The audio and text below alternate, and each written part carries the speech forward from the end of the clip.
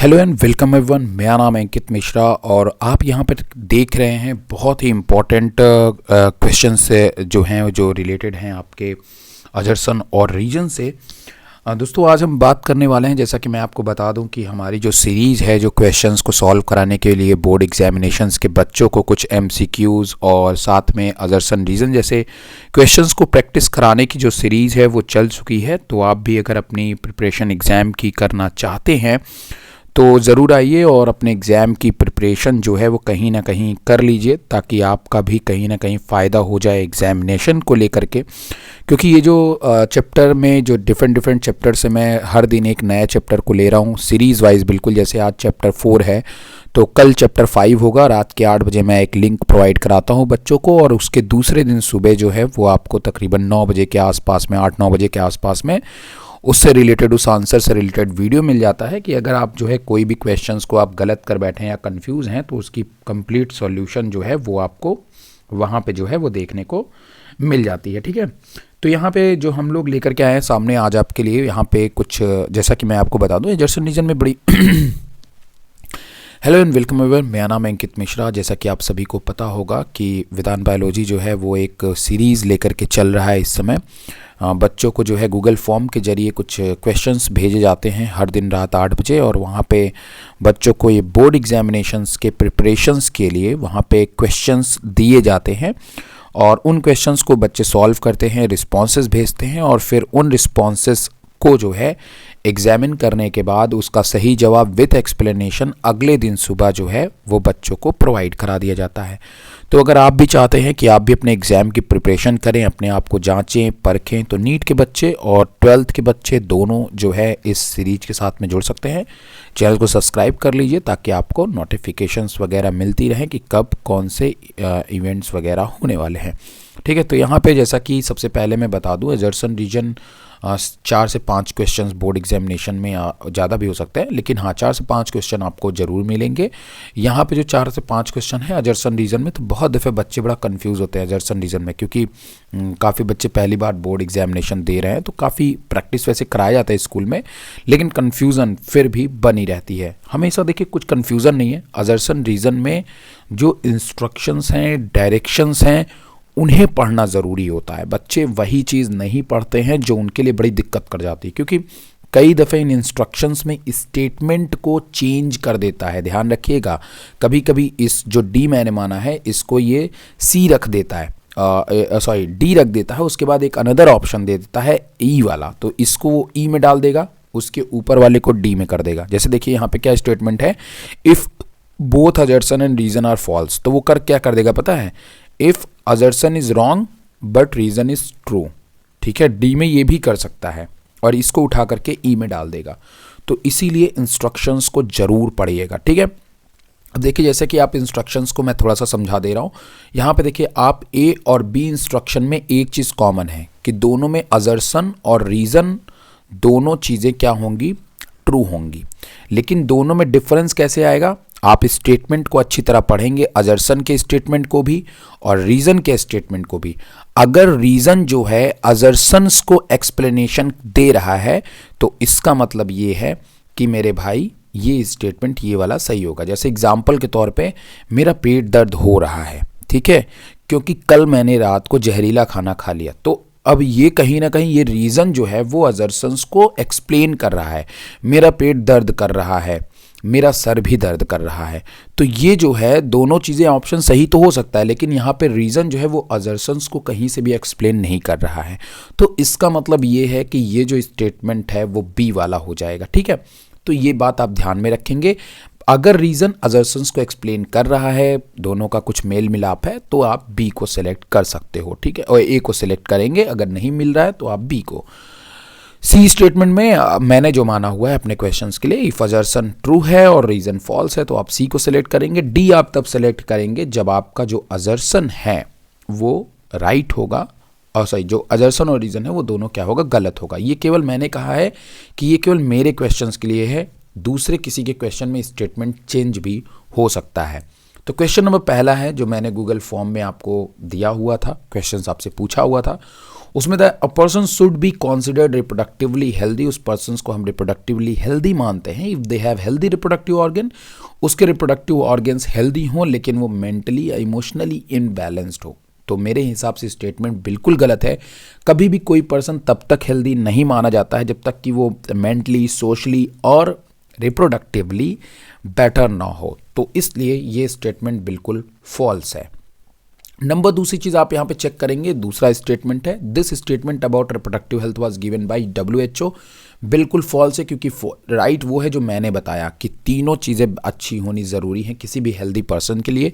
तो यहाँ पे दोनों स्टेटमेंट फॉल्स हैं, इसलिए ऑप्शन डी जो होगा या ऑप्शन चौथा जो होगा वो बिल्कुल सही जवाब होगा। ओके, अब यहाँ पे हम बढ़ते हैं अपने अगले क्वेश्चंस के लिए। यहाँ पे अगला क्वेश्चन है अजर्सन्स का।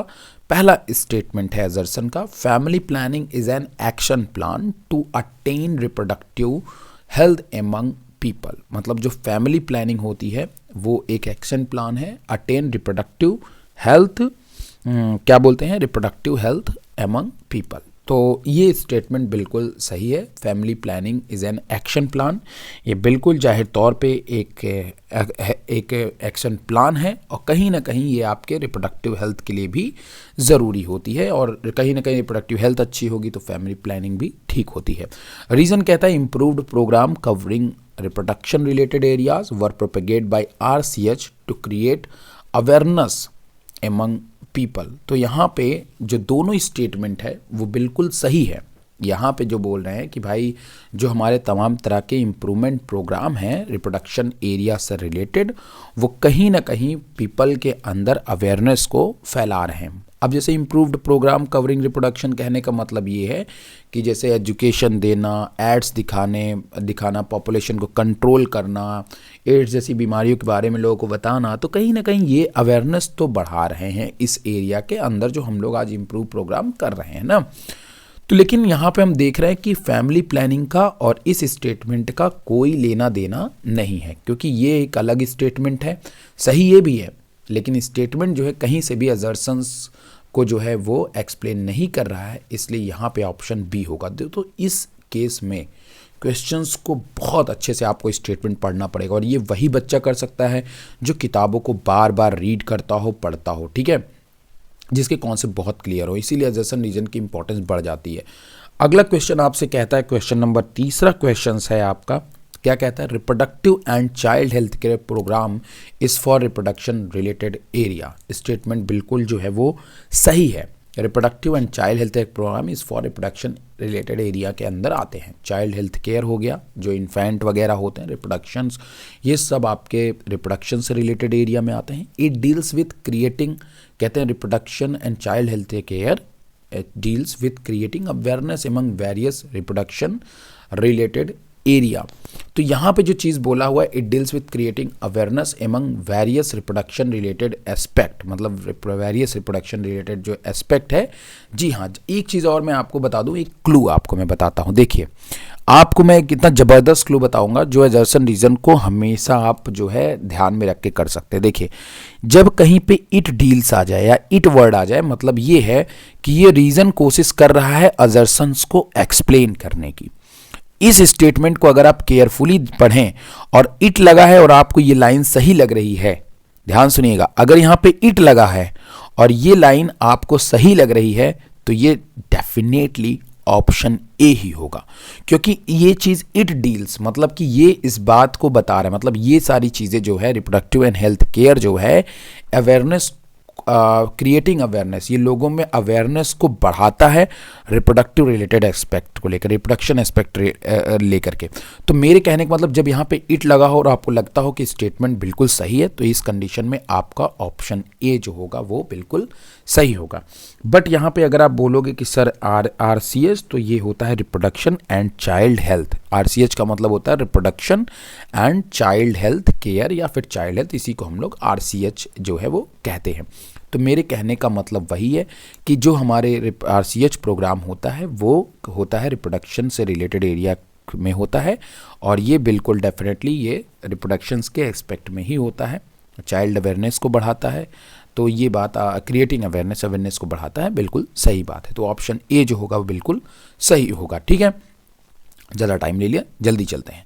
क्वेश्चन नंबर 4 की तरफ अब हम आगे बढ़ते हैं। असर्शन है a wide range of contraceptive method are available for family planning. Contraceptive method जानते हैं, जो बैरियर्स हैं, जो सर्जिकल हैं, जो तमाम तरह के कॉन्ट्रासेप्टिव मेथड है, ओरल है, ये सभी पॉपुलेशन कंट्रोल के लिए भी होते हैं, खासकर बीमारियों को भी, मतलब एसटीडीज़ को भी रोकने के लिए होते हैं। लेकिन यहाँ पे ज़्यादातर कॉन्ट्रासेप्टिव का इस्तेमाल हम पॉपुलेशन कंट्रोल को एक्सपेक्ट से ज़्यादा करते हैं, कॉन्डम को छोड़ करके। A wide range of contraceptive method are available for family planning. कहते हैं कि जो बहुत सारे कॉन्ट्रासेप्टिव मेथड है वो फैमिली प्लानिंग के लिए अवेलेबल है। तो जाहिर तौर पे ये स्टेटमेंट हम बिल्कुल जो है वो सही मानेंगे, तो ये स्टेटमेंट बिल्कुल ट्रू है। बट यहाँ पे देखिए दूसरा statement, natural method include condoms, diaphragm etcetera, while barrier method, बिल्कुल सही बात हम मान लेते हैं इसको, यहाँ तक तो सही है। Use to include method like periodic abstinence, external amenorrhea, नहीं। देखिए जो भी बैरियर मेथड होते हैं वो केवल और केवल स्पर्म और ओवम को फ्यूज़ होने से रोकते हैं, लेकिन यहाँ पे जो पीरियोडिक एब्सिटेंस है, एक्सटर्नल्स एमरिया है, ये सभी हार्मोनल हैं, ये सभी केमिकल डिसबैलेंस है हमारी बॉडी के। तो कहीं ना कहीं हम मान सकते हैं कि इनका बैरियर से लेना देना नहीं है, तो इसलिए जो है ये स्टेटमेंट बिल्कुल रॉन्ग हो जाता है। ठीक है, ये स्टेटमेंट बिल्कुल रॉन्ग हो जाता है। तो जब पहला स्टेटमेंट सही है, दर्शन सही है, रीज़न गलत है, इसका मतलब ये है कि ऑप्शन सी जो है वो आपका बिल्कुल सही होगा। तो ऑप्शन सी अगर आपका सही है तो इसलिए आप इसको ऑप्शन सी सेलेक्ट करेंगे। क्वेश्चन नंबर 5वें की तरफ बढ़ते हैं हम लोग जल्दी से। क्वेश्चन नंबर 5वां कहता है, दर्शन introduction of sex education in school should be encourage. कहते हैं कि जो आपका सेक्स एजुकेशन है हमारे इंस्टीट्यूशंस में, वो जो है कहीं ना कहीं मतलब introduction of sex education in school should be encourage, मतलब इसको प्रमोट करना चाहिए सारी चीज़ों को। तो कहने का मतलब ये है कि बिल्कुल ट्रू स्टेटमेंट है। This will encourage children to believe in myths about sex related aspect. तो ये जो है लोगों को जो है believe in myths about sex related aspect. तो देखिए कहीं ना कहीं जो चिल्ड्रन को बिलीव करने का मतलब होता है, ये मिथ्स जो है उसके लिए नहीं दिया जाता है। ध्यान रखिएगा कि जो सेक्स एजुकेशन बच्चों को दिया जाता है वो कोई मिथ्स के लिए नहीं दिया जाता है, वो केवल और केवल उसे एजुकेट करने के लिए दिया जाता है। ठीक है, क्योंकि जहाँ तक मैं जानता हूँ कि रिप्रोडक्शंस के अंदर कोई मिथ्स जैसी चीज़ें नहीं होती हैं, केवल और उनको बताने के लिए, पॉपुलेशन को कंट्रोल करने के लिए, एसटीडीज के लिए, इसके लिए दिया जाता है, किसी मिथ्स या फिर किसी अंधविश्वास के लिए नहीं दिया जाता है। तो इसलिए यहाँ पे और ये वाला रीज़न बहुत फॉल्स हो गया। लेकिन याद रखिएगा ऐसे क्वेश्चन बहुत क्लोज होते हैं, बच्चे अक्सर इसको गलत कर बैठते हैं। ठीक है, तो जितने भी सेक्सुअल प्रॉब्लम्स होते हैं उसमें कोई मिथ्स नहीं होते, इसलिए आप इसको यहाँ पे मिथ्स में नहीं जोड़ेंगे। तो ऑप्शन सी जो होगा वो बिल्कुल सही होना चाहिए मेरे हिसाब से। बाकी आप अपने हिसाब से हमको आप बता सकते हैं कि क्या चीज़ें हैं क्या चीज़ें नहीं हैं, क्योंकि देखिए हम मिथ्स वहाँ क्लियर नहीं करते। हम सेक्स एजुकेशन में ऐसी एजुकेशन देते हैं बच्चों को जो बताते हैं कि कैसे आपकी रिप्रोडक्टिव हेल्थ अच्छी हो सकती है, कैसे आप एसटीडीज से बच सकते हैं। ये चीज़, जैसे डॉक्टर क्यों होता है, डॉक्टर इलाज के लिए होता है, आपके मिथ्स को बचाने के लिए या मिथ्स या आपके अंधविश्वास को मिटाने के लिए नहीं होता है डॉक्टर। बात समझे, डॉक्टर आपको केवल सही करने के लिए होता है, इलाज के लिए होता है। तो उसी तरह से रिप्रोडक्टिव हेल्थ की एजुकेशन वो केवल आपको एजुकेट बनाना है, किसी मिथ को दूर भगाना नहीं। जैसे आप स्कूल आते हैं तो वो भी किसी मिथ को दूर भगाना नहीं होता, किसी अंधविश्वास को दूर भगाना नहीं होता। क्वेश्चन नंबर 6 की तरफ आते हैं। Amniocentesis is often miss employed. कहते हैं कि जो एमनियोसेंटेसिस है वो कहीं ना कहीं एक तरीके का मिस एम्प्लॉयड है। बिल्कुल माना जाता है इसको कि भाई ये बिल्कुल जो है वो एक तरीके से इलीगल भी है कहीं ना कहीं मामलों में। तो इसलिए हम इसको बिल्कुल ट्रू स्टेटमेंट मानेंगे। Reason amniocentesis mean of determining of genetic disorder in the foetus but it is being used to determine the sex of foetus. इसके एक ही चीज़ के दो पहलू हैं, मतलब अगर आप जैसे कि दो धारी तलवार, अगर आप इसका यूज़ करिए तो जेनेटिक डिसऑर्डर का पता लग सकता है, बच्चे को आप बीमारी से बचा सकते हैं। लेकिन अगर आप इसका गलत इस्तेमाल करिए तो आप मेल फीमेल का पता लगा सकते हैं, जिससे आप गर्भ में ही बच्चे को मार देंगे, नॉर्मल फीटस को। तो इसीलिए ये स्टेटमेंट कहीं ना कहीं बिल्कुल सही है। तो दोनों चीज़ें सही हैं। एमनियोसेंटेसिस एक अच्छी प्रोसेस है, लेकिन वो मिस एम्प्लॉयड क्यों है? क्योंकि रीजन जो है जो बताया है वो अजर्सन को सही तरह से एक्सप्लेन कर रहा है। इसलिए यहाँ पे ऑप्शन ए जो होगा वो बिल्कुल सही जवाब है। उसके बाद हम बढ़ जाते हैं क्वेश्चन नंबर 7 के अंदर। Assertion natality increase both population density and population size. किसी भी चीज जगह की जो नेटेलिटी होती है, बर्थ रेट डेथ रेट आप लोग जानते ही हैं, तो जो कहीं की भी जो बर्थ रेट होती है वो कहीं ना कहीं आपके पॉपुलेशन डेंसिटी को बढ़ाती है, बिल्कुल बढ़ाती है, बिल्कुल ट्रू स्टेटमेंट है। Natality increase the number of individual in an area by birth, बिल्कुल सही स्टेटमेंट है और यही नेटेलिटी का मतलब होता है। तो इस तरीके से ये ऑप्शन ए जो होगा वो बिल्कुल सही होगा। अब उसके बाद हम लोग आ जाते हैं अपने अगले अजर्शंस की तरफ, अगले क्वेश्चन की तरफ। अजर्शन है सहेली is the new oral concept, बिल्कुल गलत बात है, ये बिल्कुल एक फॉल्स स्टेटमेंट है। मैं आपको बता दूंगा कि सहेली काफ़ी पुरानी कॉन्ट्रासेप्टिव मेथड है और आज की नहीं है, ये मैंने बहुत पहले ही आपको क्लास में बताया हुआ था। और ये एक steroidal female contain steroidal preparations, बिल्कुल गलत बात है। आगे रीजन मतलब it is once in a day, गलत बात है, बिल्कुल नहीं मेरे भाई, ये एक दिन में नहीं, ये एक हफ्ते में आपको लेना होता है। Is a week not a day. Okay, तो इस बात को आप हमेशा ध्यान में रख लेंगे, ठीक है। वेरी फ्यू साइड इफेक्ट्स, तो यहाँ पे ये वाला जो स्टेटमेंट है वो बिल्कुल गलत है, तो ये भी फॉल्स है, इसलिए ऑप्शन डी जो होगा, क्योंकि दोनों स्टेटमेंट इनकरेक्ट है, इसलिए option D is a right answer. Okay, अब यहाँ पे हम लोग आ जाते हैं क्वेश्चन नंबर 9 की तरफ। Rapid decline in death rate, भाई साहब घट जाए, अगर डेथ रेट घट जाए, MMR मैटरनल जो आपकी रेट है और IMR infant mortality rate, maternal mortality rate and infant mortality, नवजात बच्चों की जो पॉपुलेशन है, राइज इन पॉपुलेशन, अगर मान लीजिए कि मदर की मौत और बच्चे की मौत डिक्लाइन हो जाए तो पॉपुलेशन क्या हो जाएगी, बढ़ जाएगी। क्या हो जाएगी, बढ़ जाएगी, बिल्कुल सही बात है भाई, मान लूंगा, ट्रू स्टेटमेंट है। Such an alarming growth rate has lead to absolute scarcity of most basic requirement food and shelter. कहने का मतलब है कि जब बहुत तेजी से कोई भी ग्रोथ बढ़ती है तो उससे कहीं ना कहीं फूड और शेल्टर की कमी हो जाती है। ये भी स्टेटमेंट बिल्कुल सही है, बट यहाँ पे मैं आपको बताना चाहूँगा कि ये वाला स्टेटमेंट कहीं से इसको नहीं कर रहा है। अगर ये रीज़न में ये स्टेटमेंट होता कि क्यों घट रही है पॉपुलेशन या डेथ रेट, तो मैं मानता कि भाई रीज़न अजर्सन को एक्सप्लेन कर रहा है। अगर मैं रीज़न ये डाल देता कि गुड हॉस्पिटैलिटी एंड बोल सकते हैं अवेयरनेस जो है वो कहीं ना कहीं रेट को घटा रही है, तो आप बोलते सर बिल्कुल सही स्टेटमेंट है और कहीं ना कहीं इसको आप इसके साथ में जोड़ दीजिए, तब रीजन सही हो जाता है। लेकिन यहाँ पे ये वाला कहीं से इसको एक्सप्लेन नहीं कर रहा है, इसलिए ऑप्शन बी जो होगा वो एक करेक्ट आंसर होगा, ठीक है। चलिए अब अगले सवाल की तरफ हम लोग बढ़ते हैं, अपने अगले सवाल मतलब 10वें सवाल की तरफ। Zero population growth should be achieved as early as possible to control human population. कहते हैं कि जीरो पॉपुलेशन ग्रोथ शुड, अब जीरो पॉपुलेशन ग्रोथ क्या हो सकता है, ठीक है।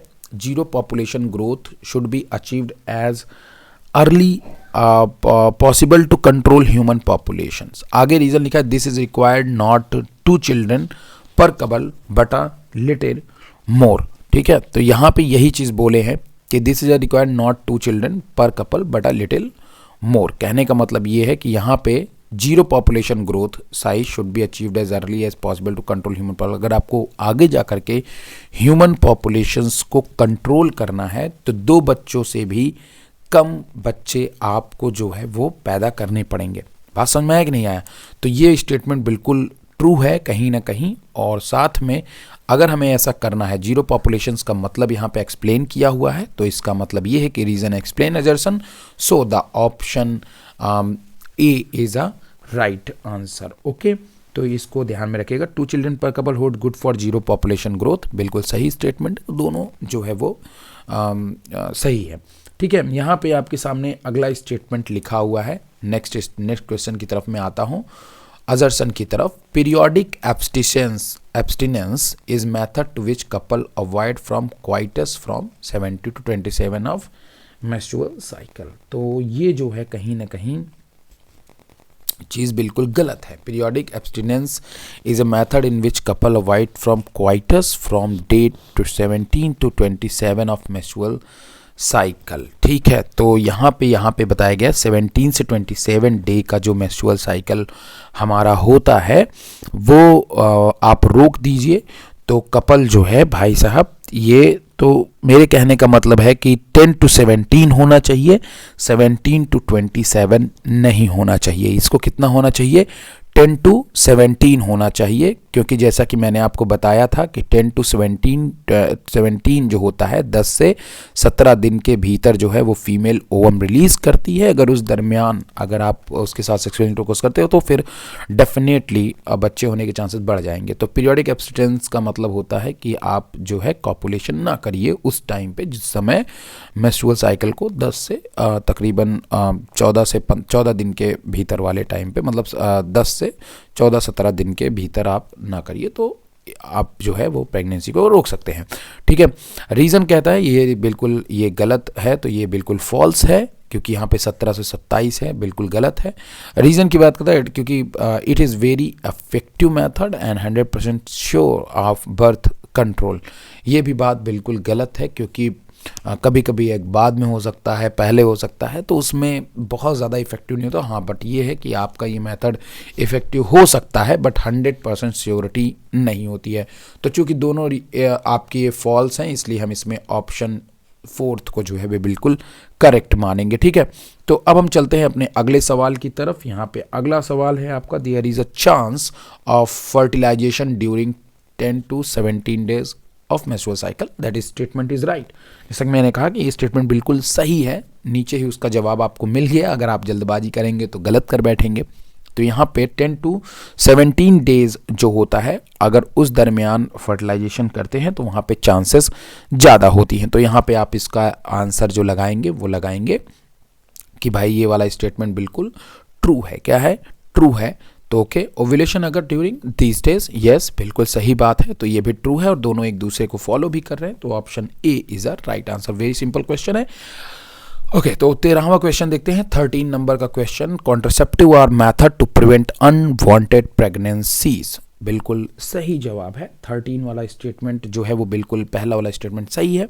Unwanted pregnancy can only be prevented by using oral contraceptive, गलत बात है भैया, बहुत सारे कॉन्ट्रासेप्टिव हैं, आप उनका इस्तेमाल कर सकते हैं, ओरल ही नहीं। ठीक है, तो इस तरीके से ऑप्शन तीसरा जो होगा वो बिल्कुल सही होगा, इसमें कोई दिक्कत नहीं होना चाहिए, क्योंकि कॉन्ट्रासेप्टिव मेथड भाई ये तो स्टेटमेंट सही है, बट केवल ओरल भाई मेरे, आप प्रेगनेंसी को रोकने के लिए कोई भी कॉन्ट्रासेप्टिव का इस्तेमाल कर सकते हैं, ओरल बैरियर कुछ भी यूज़ कर सकते हैं। क्वेश्चन नंबर 14 की तरफ बढ़ते हैं। Barrier method to prevent physical meeting of sperm and ovum, बिल्कुल सही बात है, ये इसीलिए बैरियर मेथड को यूज़ किया जाता है, ये बिल्कुल ट्री है, मतलब ट्रू है। दिस प्रिवेंट कॉन्सेप्शंस, बिल्कुल सही बात है, क्योंकि ये दोनों के मीटिंग को कहीं ना कहीं रोकता है। तो इस तरीके से यहाँ पे आप इसको बिल्कुल सही आंसर मानेंगे। बहुत सारे बैरियर मेथड हैं जिनका इस्तेमाल हम करते हैं, तो इसलिए ये आपका कहीं ना कहीं बिल्कुल सही आंसर जो होगा वो होगा ऑप्शन ए। अब यहाँ पे आगे की तरफ हम बढ़ते हैं अपने अगले 15वें सवाल की तरफ। Assertion, reusable contraceptive are not full proof method of contraceptions. यहाँ पे अब ये सवाल थोड़ा सा मुझे अच्छा लगा था। कहते हैं कि बहुत सारे ऐसे मेथड है, reusable contraceptive are not full proof method of contraceptions. ये बात बिल्कुल गलत है। बहुत सारे ऐसे कॉन्ट्रासेप्टिव हैं जिनको आप रीयूजेबल के तौर पे इस्तेमाल कर सकते हैं, बिल्कुल नहीं कर सकते, सॉरी माफ़ करिएगा, मतलब आपके बहुत सारे ऐसे कॉन्ट्रासेप्टिव हैं जिनको आप इस्तेमाल में नहीं ले सकते। मतलब कोई भी आपका, एक तरीके से मैं ये बोल सकता हूँ कि ये रीयूजेबल नहीं होते हैं। जैसे अगर आप कॉपर टी का इस्तेमाल कर रहे हैं तो आप 1 टाइम करेंगे, डायफ्राम का इस्तेमाल कर रहे हैं तो 1 टाइम करेंगे, ठीक है। बट यहाँ पे मैक्सिमम हमारे ऐसे कॉन्ट्रासेप्टिव होते हैं, पहले स्टेटमेंट हम ध्यान पड़ रहे थे, reusable contraceptive are not full proof method of contraceptive. अच्छा, यहाँ पे बोले हुए हैं कि reusable contraceptive are not full proof method of contraceptions, बिल्कुल सही आंसर, मतलब ये स्टेटमेंट बिल्कुल सही है, ट्रू है। दूसरा स्टेटमेंट देख लेते हैं। Diaphragm, cervical cap and vault are barrier method which prevent conception by blocking entry of sperm through cervix, they are reusable. ये भी स्टेटमेंट क्या है?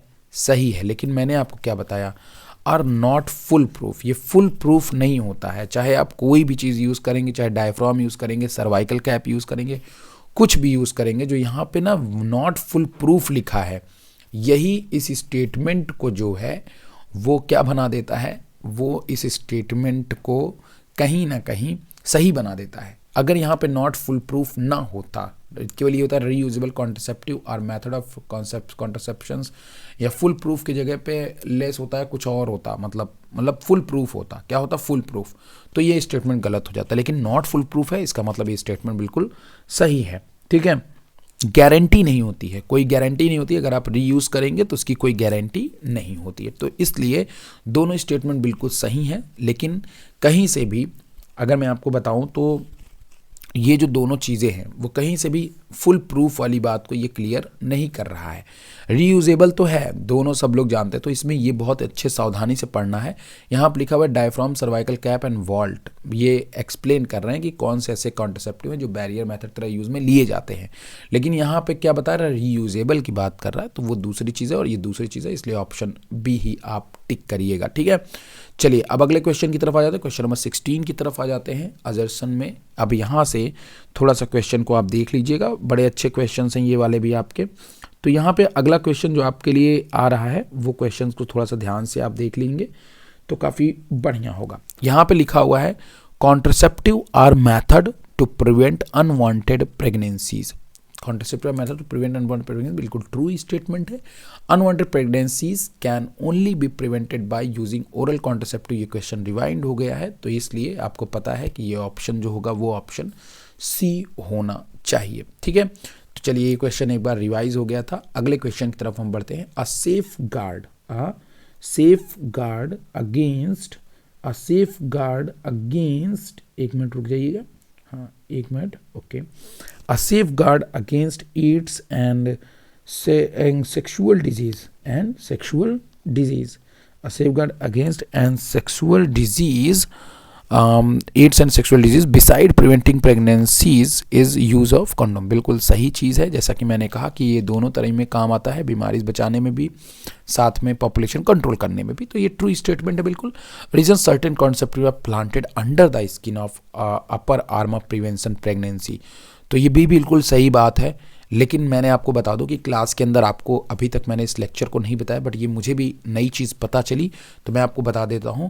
तो ये स्टेटमेंट बिल्कुल ट्रू है। अब आप बोलोगे सर हमने कभी अपर आर्म कॉन्ट्रसेप्टिव के बारे में बहुत सारे बच्चों ने सुना भी होगा, बट मैं एक्सप्लेन कर दे रहा हूँ आपको। देखिए यहाँ पे मैंने एक स्लाइड ली हुई है इसी को बताने के लिए। देखिए ये एक कॉन्ट्रसेप्टिव है, काफ़ी ज़्यादा अच्छी कॉन्ट्रसेप्टिव है।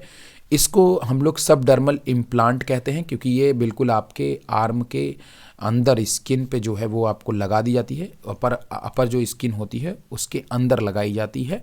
डॉक्टर या नर्स आपको थोड़ा सा मतलब इंजेक्ट कर सकते हैं इस चीज़ को।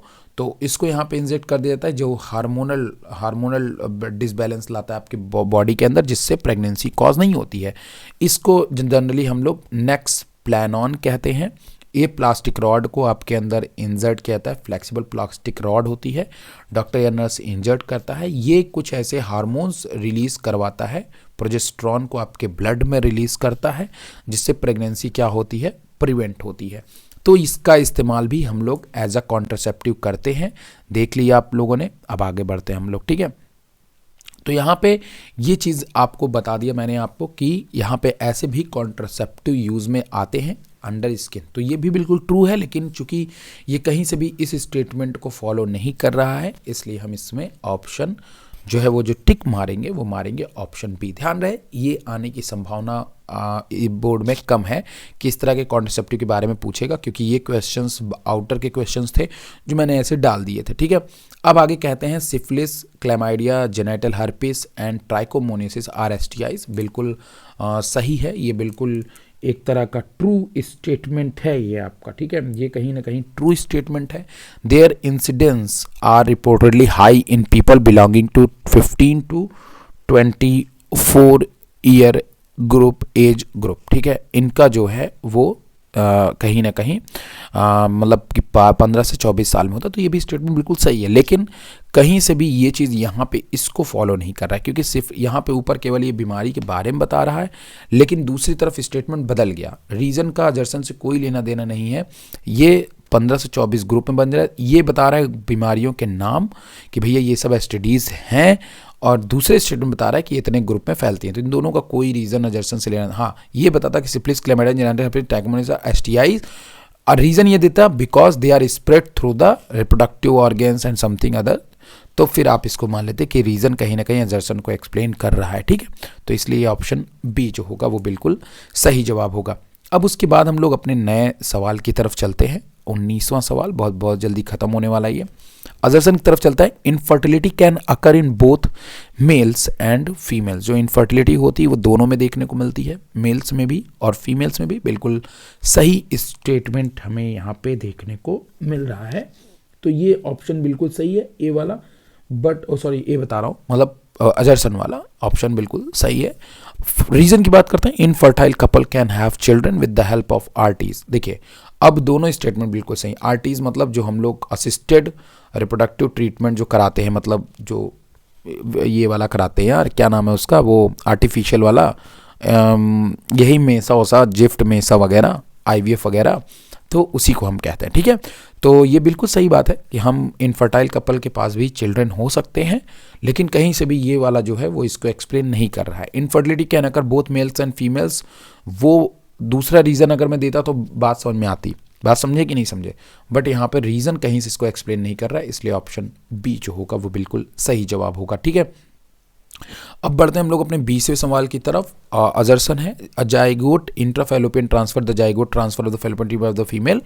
ये स्टेटमेंट बिल्कुल मेरे को बिल्कुल सही क्यों लग रहा है भाई, ये स्टेटमेंट बिल्कुल सही क्यों लग रहा है। ए वाला जो है मुझे बिल्कुल ट्रू लग रहा है, यहाँ पे बिल्कुल ट्रू है ये वाला स्टेटमेंट। बट बी वाला देखिए आप, जिफ्ट इन वीवो, वीवो नहीं, इसको आप विट्रो फर्टिलाइजेशन मेथड होता है।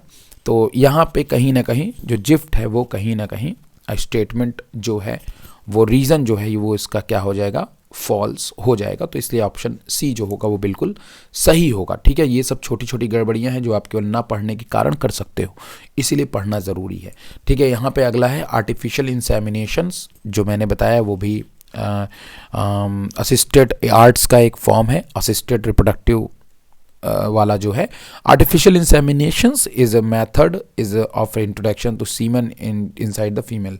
तो आपको मैंने बताया हुआ था, जो गायों वगैरह में, जो कैटल्स वगैरह में हम लोग इंसेमिनेशन कराते हैं, तो वो एक मेथड है जिसमें सीमन को फीमेल के अंदर जो है वो हम लोग डालते हैं। तो ये बिल्कुल सही बात है, ये कहीं ना कहीं मेरे हिसाब से ये स्टेटमेंट बिल्कुल सही है। This technique is use to those cases where male have low sperm count. तो आप इसको असिस्टेड वाले में भी यूज़ कर सकते हो, कैटल के केस में भी यूज़ होता है। तो ये स्टेटमेंट सही है कि ये हम तब भी यूज़ कर सकते हैं जब किसी का स्पर्म काउंट लो हो, तो उसके स्पर्म को लेकर के फीमेल के अंदर डाल देते हैं। तो ये ऑप्शन ए वाला जो है वो सही है, क्योंकि इंसेमिनेशन जो है वो तभी, आर्टिफिशियल इंसेमिनेशन तभी किया जाता है, ठीक है। तो ये वाला, तो दिस टेक्निक आ गया ना, ईट दिस, तो ये जान लेना कि अगर ये स्टेटमेंट सही है तो बिल्कुल इसको फॉलो करता है। ये ट्रिक मैंने आपको बता दिया। उम्मीद है कि सारे रिस्पॉन्सेज आपको समझ में आए होंगे। अभी भी कोई डाउट है तो आप नीचे कमेंट सेक्शंस में लिख सकते हैं, और जुड़े रहने के लिए चैनल को सब्सक्राइब कर लीजिए ताकि रोज़ आपको ऐसे ही डिटेल मिलती रहे। Thank you very much.